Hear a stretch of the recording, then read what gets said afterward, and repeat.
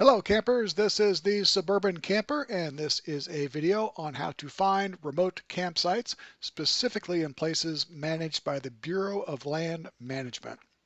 The BLM manages 1 in every 10 acres of land in the U.S., so there are plenty of options out there, including mountains, deserts, forests, rivers, lakes, hill country, canyonlands, wetlands, basins, grasslands, islands, and more.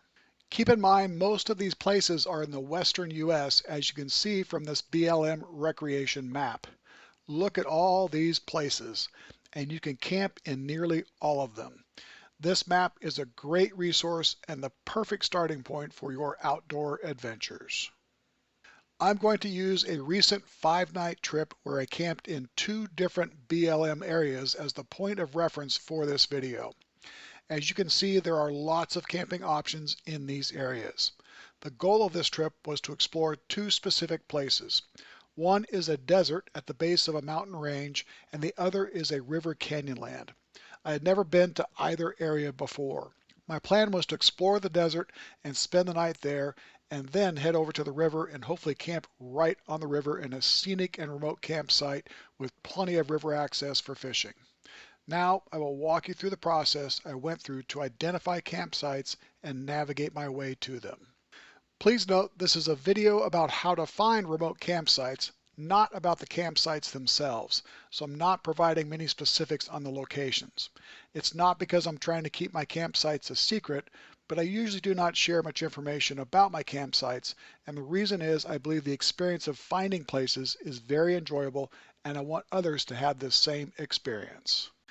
The desert and mountain range are quite far from where I live, so I decided to break up the trip and spend the first night at a BLM area I camp at frequently. It is a beautiful national scenic area featuring a river canyon. It is remote in the fact that you do not have any cell service, but you're just 15 to 20 miles from a city with full services, so it can be a busy place during peak times. The last 2 times I camped there, and on this trip, I was the only one in the campground, which made it feel very remote. I found this place in a fishing guidebook that featured a map of the river, and it showed several campgrounds right along the river. I did an exploratory trip to check them out and have been camping there ever since. If you search for this national scenic area, the BLM website comes right up with all the info you need, and Google Maps will easily navigate you to the multiple campgrounds, each containing many campsites. All you need to do to access it is pull off a paved highway and pick a site. It really is that easy. I headed out the next morning for the desert. It's in a very remote location, 107 miles from the nearest city, but it and the mountain range are well-known enough points of interest that a Google web search will bring up plenty of information. However, when you look at the BLM recreation map, you'll only see campsites up in the mountain range, but a bit more research on the web lets you know dispersed camping is allowed right on nearly all of the desert playa. So as far as navigating your way there, it is remote enough that Google Maps gets confused when you ask for directions to the desert name. So I utilized a nearby town to navigate a route via Google Maps. However, I know from experience Google Maps will take you down roads that are dead ends or too dangerous, so I also downloaded a geo-locatable map, which is an important tool when trying to find and navigate to remote campsites. I utilize Avenza Maps to read the maps on my phone. It does not require cell service and instead uses the GPS functionality built into your phone to locate you on the map. Many of the maps are free and some require a nominal fee. The map I chose clearly shows the road to get from the highway to the desert, and it was the same route Google Maps was recommending. However, they each show different names for the road, but it was clear to me there's only one way to get there when you approach it from the eastern side, so that is the route I decided upon. One thing I did not notice at the time was the geolocatable map clearly showed the road was paved part of the way and gravel the rest of the way, so that was a bit of a surprise. The road was in good shape overall, but it was washboarded in spots, but I did not mind slowing down because I saw some wild horses along the way. My web research indicated you can access the desert playa via a commercial hot spring for a fee, But my thought was since it's public land, there will probably be free access, so I utilized Google Maps satellite view to scan for roads leading out onto the desert. I found one and used the right-click feature in Google Maps to grab the coordinates and copy them back into the search field so I could save the location to my places. I also downloaded an offline Google map of the area on my phone so I could utilize it for turn-by-turn directions if there was no cell service, which was likely. And I also utilized the Find by Coordinates feature in Avenza Maps to record the spot so I could use its navigation features if needed. Good news was I was able to navigate to that exact spot with just Google Maps, but the road was closed for wildlife restoration. So I kept driving and quickly found another access road featuring a spring area, and I later realized this access point was showing up on Google Maps and would have been a better first choice. Oh well. And here I am, camping on the desert. It is truly a surreal experience to drive on the playa and to randomly say, okay, I will call this spot home for the night. It was a beautiful sunny day with some haze on the mountains. It was very windy, so I pointed the Suburban in the direction the wind was coming from to form a windbreak and used the back end as my camp. The sunset was nice, but then the wind chill kicked in and I had to put on every layer I brought to stay warm while I took pictures and video and cooked dinner. It was cold but comfortable overnight, and I got up the next morning to capture the sunrise. What a sight! It was still quite windy and cold, so I decided to leave the playa and go back to the access area where there was parking and a pit toilet, and I finished packing up and preparing for my day there. On to my next stop. This is the one I've been looking the most forward to, as one of my favorite things to do is camp by a river. I thought I was already in the middle of nowhere, but today I'm going even deeper into it. The area I'm headed to is a rugged river canyonland with lots of cattle ranches. As you can see, there are many campsites, but most of them can only be accessed while you're floating on the river. As I previously mentioned, I really want to be right on the river with access for fishing, and I'm also looking for a location that presents a bit of a challenge to navigate to, which in turn improves the chances I will have the place all to myself. So, based on that, I need to figure out which campsites out of all these will best meet my needs. I needed a map with topographical info so I could see how steep the canyon was by each marked campsite. The BLM recreation map has topographical info, but it is very slow to load, so I downloaded a geo-locatable map. The topographical info is not highly detailed, but it provided enough info that I could use this map to scan the section of river I was interested in to find potential campsites. I found 3 campsites that appear to be on flat land by the river and had a road leading to them. I wrote down the coordinates for each location and used Google Maps satellite view to verify there was a road. Here is the first site. Yep, there's a road right there. And the second, yes, looks like a good road. And check out those shadows. That is some dramatic geography right there. And the third, okay, I see a road over here, but that does not look like much of one. Then I enter the coordinates into Google Earth to further assess the sites. I'm looking for obvious campsites, river access, geography, and again, roads. The first location looks good, and the road is very distinct. I see spots to camp, and the geography is good. I will zoom out a bit, and I see a nice section of canyon there. My only concern is the BLM site does not have any info on this place, and a web search does not turn up any info about it. Let's go on to the second location. Oh wow, look at that geography. And I see cars. Looks like there's a boat launch takeout spot there, and you can see the field for crops. I will zoom out a bit. I clearly see the road, and the geography is great all around it. This campsite is located on a historical ranch, and there's plenty of additional info about it, but that may also mean it's popular and therefore not remote enough for my needs. Let's fly over to the third location.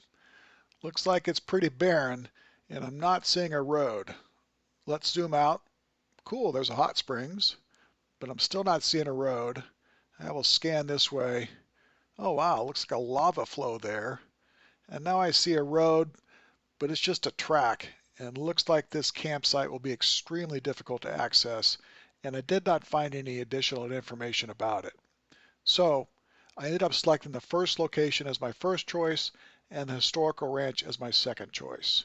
Please note I marked all three locations on the geolocatable map. When I arrived in the area, Google Maps was convinced it knew a way to my first choice campsite, and although I was skeptical, I decided to give it a chance and test it out. Boy, was it wrong. It took me on three roads that ended up at the front porch of a ranch house. Talk about an embarrassing U-turn. Even when I tried to get back to the main highway, it let me go down a dead-end road. Okay, on to plan B. The geolocatable map I was utilizing did not have much detail on roads, so I turned to my Delorme Atlas State Map book to try and navigate a route. It actually has many of the ranches mapped, so I looked for a road that did not go through a ranch, but, of course, the road I picked ended up at a ranch, so I endured another embarrassing U-turn, but not until I'd gone down a couple hundred yards of the worst road ever, right on their property. It was getting late in the day, so I decided to see if my atlas map could get me to a point of interest in the direction of the campsite I was trying to get to, so I could regroup, perhaps find an alternate campsite, and explore a route from there. I picked some lakes that showed a boat ramp and fish icon and headed in that direction. There was signage on the highway, so that was a good sign, pun intended. I found the lakes easy enough, and turns out there is a nice campground there with several sites with picnic tables and even a pit toilet. Okay, now that I knew I had a nice place to stay for the night, I decided to explore a route for a while longer, and then I ran into some locals on ATVs, and I stopped them to inquire about the spot on the river I was trying to get to. Their response was, "What river?" Wow, I must be a long way from the river I'm trying to get to. I let them know the river name and the campsite I was looking for, and they had never heard of the campsite. But they did mention my second option, the historic ranch site, and said they'd been there before, and they told me the name of the road they used to get there. All right, thank you very much. Now I know where I'm going tomorrow. I spent the night at the lakes, and there was a nice family also staying there, and we both photographed the area and compared notes. And here's a picture my fellow photographer took of me while I was photographing the sunset. It was a beautiful evening and a cold night, but it really was a nice and remote campsite. All right, it's a new day, and now that I know where I'm going, it's time to get there. Google Maps offered no help in finding the road to turn off the highway, so I consulted my atlas and located the road. I got back to the highway and headed north, and sure enough, there was a sign on the highway identifying the road and letting me know it's a way to some scenic craters. Funny thing is, I could see those craters from my campsite last night, but I sure as heck could not get to them via a road. Anyway, as soon as I turned on the road, there was a sign indicating the distance to the craters and to the river. Hallelujah. It also made it clear there are no services there. So now I know it's 29 miles to the river. Let's reset the trip odometer and get going. A side note, I discovered after the fact the BLM website has directions to the historic ranch on their website, and yes, I should have looked that up before I left home. And they are correct about what the sign on the highway says, but they list the wrong road name. Google Maps does not even show it on the map, and my atlas says one name and the geolocatable map says another. Anyway, my point is you can and should utilize the BLM website for directions, and I also recommend calling or visiting the regional BLM office to confirm and find out more information. But either way, you should utilize at least two sources for navigation. Okay, we are headed down a nice gravel road, driving across a beautiful plateau, and here are some antelope crossing the road. I will pause here for a moment to show you an important feature of Avenza Maps. It has located me on the map as indicated by this blue dot. You can use Avenza to navigate to a location, and as I indicated earlier, I marked each campsite location on the map, and here's the one I'm going to. But keep in mind, it's not going to give you turn-by-turn directions. In these circumstances, it's just a tool to let you know if I'm on the right track to my destination and a reference for the distance to the location. Okay, so far we've had good signage directing us to each required turn. At one of the turns, the road to the left had a sign saying, "Not a through road." When I was looking at this route to the historic ranch, I noticed the road I'm now on connects to the road I thought would take me to my first choice location. And I believe that turn is the road. So the bottom line on my first location is it just can't be reached via road. Good to know. Okay, after 26 miles, there's another sign. It's time to descend into the canyon, and they are warning me. It is very steep and rough, and it gets very slick when it rains, and four-wheel drive is highly recommended.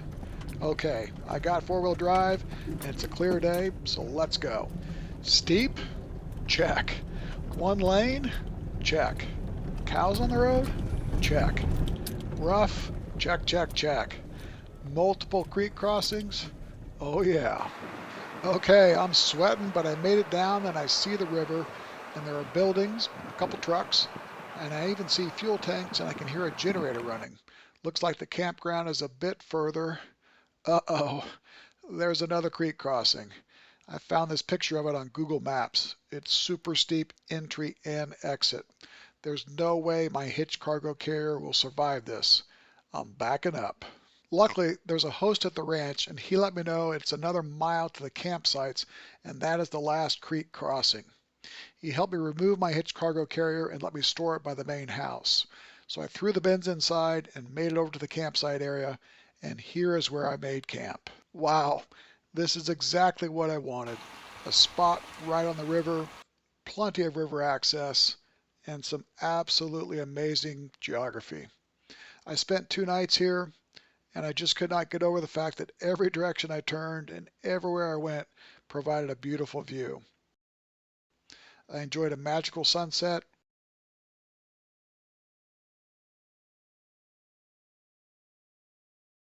and experienced the canyon lighting up with the sunrise. And I caught a nice and fat smallmouth bass along with a lot of smaller ones. I think it'd be hard to find a better spot, but I will certainly keep trying. Okay, let's recap what I learned on this trip. Here are the 8 guidelines for finding remote BLM campsites. Number 1, the BLM website, Google Maps, and Google Earth, or whatever web search and navigation tools you use, are great resources for identifying and navigating to campsites, but do not rely solely on them to navigate a route. In other words, you should use at least 2 sources for navigation. Number 2, always have a paper map available, preferably one with the highest level of detail, including topography.